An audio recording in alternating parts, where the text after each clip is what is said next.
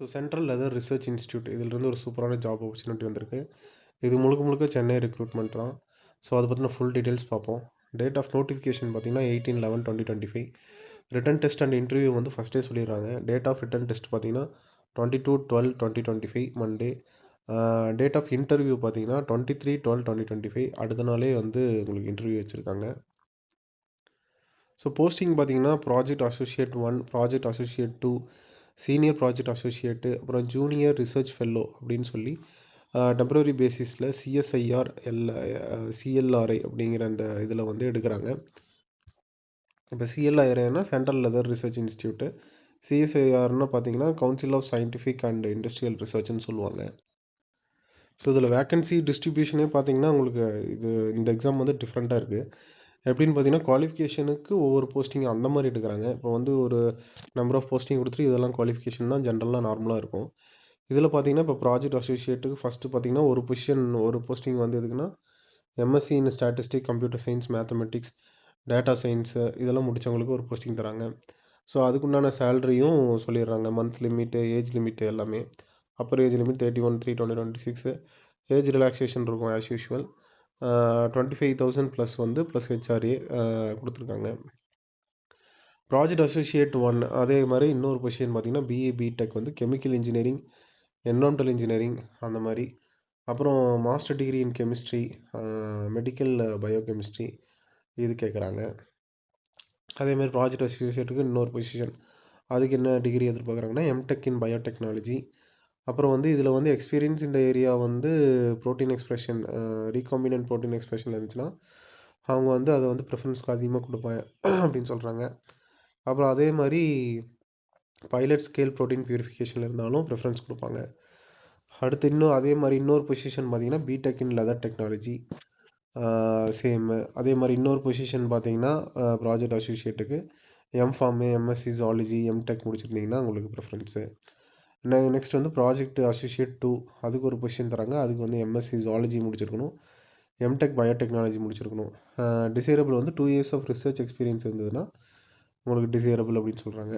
And also animal ஹேண்ட்லிங்லேயும் experience இருந்தால் நீங்கள் வந்து குவாலிஃபைடு அப்படின்னு சொல்கிறாங்க. அடுத்து வந்து ப்ராஜெக்ட் அசோசியேட் 1 இதுக்கு வந்து பிஇ சிவில் இன்ஜினியரிங் வந்து முடிச்சிருக்கணும். 2 years எக்ஸ்பீரியன்ஸ் வந்து எஸ்டிமேட்ஸு, டெக்கு, ரிப்போர்ட்ஸ், எம்எஸ் ஆஃபீஸ், ஆட்டோகேடில் இருக்கணும் அப்படின்னு சொல்லியிருக்காங்க. அடுத்து சீனியர் ப்ராஜெக்ட் அசோசியேட் வந்து சீனியர் பேட் வந்து ஒரு பொசிஷன் எம்விஎஸ்சி முடிச்சிருக்கணும். அடுத்து ப்ராஜெக்ட் அசோசியேட் 1க்கு வந்து இன்னொரு position MCA, BTech, BE in computer science engineering வந்து கேட்குறாங்க. And also project associate 1 masters in business அட்மினிஸ்ட்ரேஷனில் வந்து மாஸ்டர்ஸ் முடிச்சிருக்கணும் அப்படின்னு சொல்கிறாங்க.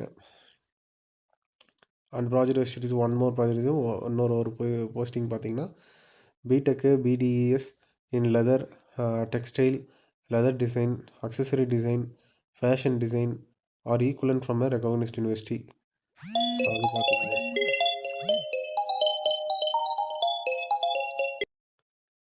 அடுத்து வந்தீங்கன்னா ப்ராஜெக்ட் அசோசியேட் 1 இதில் பார்த்தீங்கன்னா ஒரு போஸ்டிங் தராங்க. அது பார்த்தீங்கன்னா bachelors degree in computer science and engineering, MSc MCA in computer science. Computer சயின்ஸுக்கு வந்து நான் கொஞ்சம் போஸ்டிங்ஸ்லாம் அதிகமாக இருக்குது. அதே மாதிரி அது இதுவுமே வந்து உங்களுக்கு சேலரி பேக்கேஜுமே பேரலாக மாறிட்டே வரும், அதுவும் நோட் பண்ணிக்கிங்க. அடுத்து ஜூனியர் ரிசர்ச் ஃபெல்லோ ஜேஆர்எஃப்னு சொல்லுவாங்க. அது ஃபஸ்ட்டு ஒரு போஸ்டிங் பார்த்தீங்கன்னா எம்எஸ்சி எம்டெக் இன் பயோடெக்னாலஜி கேட்குறாங்க. எக்ஸ்பீரியன்ஸ் வந்து 2 years of experience. Project associate 1க்கு வந்து ஒரு பொசிஷன்னு பிடெக் இன் லெதர் டெக்னாலஜி இது கேட்குறாங்க. இது பார்த்தீங்கன்னா நீங்கள் டெஸ்ட்டு வந்து எப்போ எழுதணும் அப்படின்னு பார்த்தீங்கன்னா சிஎஸ்ஐஆர்னு சொல்ல போகிற சென்ட்ரல் லெதர் ரிசர்ச் இன்ஸ்டியூட் அடையாரில் இருக்குது. அங்கே தான் ரிட்டன் டெஸ்ட் நீங்கள் முந்தின நாள் எழுதுகிற மாதிரி இருக்கும். நெக்ஸ்ட் நாள் வந்து உங்களுக்கு இன்டர்வியூ இருக்கும். ஸோ வந்து ஃபஸ்ட்டு ஸ்டேஜ் பார்த்திங்கன்னா ரிட்டன் டெஸ்ட்டு 22/12 அன்றைக்கி பார்த்திங்கன்னா மல்டிபிள் சாய்ஸ் கொஷின் தான். மேக்ஸிமம் மார்க்ஸ் வந்து 50 மார்க்ஸு. அந்தந்த ரிலேட்டடான சப்ஜெக்ட்டு, அப்புறம் general awareness, intelligence, aptitude and இங்கிலீஷில் இருக்கும். இது நீங்கள் முடித்ததுக்கப்புறம் சிஎல்ஆர்ஐ அப்படிங்கிற அந்த ஆடிட்டோரியம் தான் நடக்கும். நெக்ஸ்ட் டே வந்து உங்களுக்கு இன்டர்வியூ நடக்கும் குவாலிஃபை ஆனவங்களுக்கு. அதேமாதிரி அப்ளிகன்ஸ் வந்து இந்த நெட்டு, கேட்டு, அப்புறம் நேஷ்னல் லெவல் எக்ஸாம் வந்து CSIR, DBT, DST, ICMR, IIT, IISc, IISCR, UGC, ICAR இந்த மாதிரியான எக்ஸாம்ஸ்லாம் நேஷ்னல் லெவல் எக்ஸாம்ஸ். இதுலலாம் நீங்கள் வந்து ஆல்ரெடி குவாலிஃபை ஆயிருந்தீங்க அப்படின்னா நீங்கள் ரிட்டன் டெஸ்ட் எழுத தேவையில்லை, நீங்கள் டைரெக்டாக இன்டர்வியூ போய் அட்டன் பண்ணலாம்.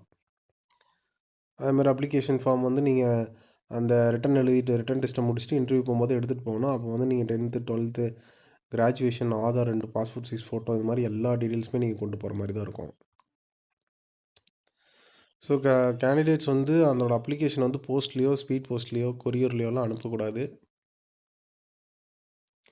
ஸோ அப்ளிகேஷன் ஃபார்ம் வந்து கொடுத்துருக்காங்க. ஸோ அந்த அப்ளிகேஷன் ஃபார்ம் வந்து நீங்கள் டேரெக்டாக வெப்சைட் போனீங்கன்னாவே டவுன்லோட் பண்ணிக்கலாம்.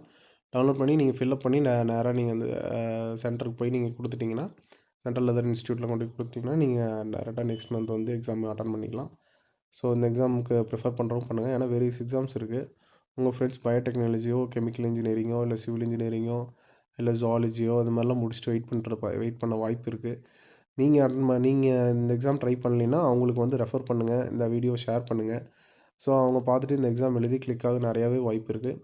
ஸோ இதெல்லாம் அன்னோன் எக்ஸாம்ஸ், நிறையா பேருக்கு தெரியாமையே போயிடுது. இப்படிலாம் ஒரு எக்ஸாம்ஸ்லாம் இருக்குது அப்படிங்கிறதே தெரியாமையே அன்அவேராகவே இருக்காங்க. ஸோ நம்ம வீடியோவை அடிக்கடி நீங்கள் பார்க்குறது மூலிமா இந்த மாதிரி எக்ஸாம்ஸ்லாம் உங்களுக்கு தெரிய வரும். நாங்கள் கண்டினியூஸாக வீடியோஸ் போஸ்ட் பண்ணுறோம். நம்ம வீடியோவை ஷேர் பண்ணுங்கள். தேங்க்யூ.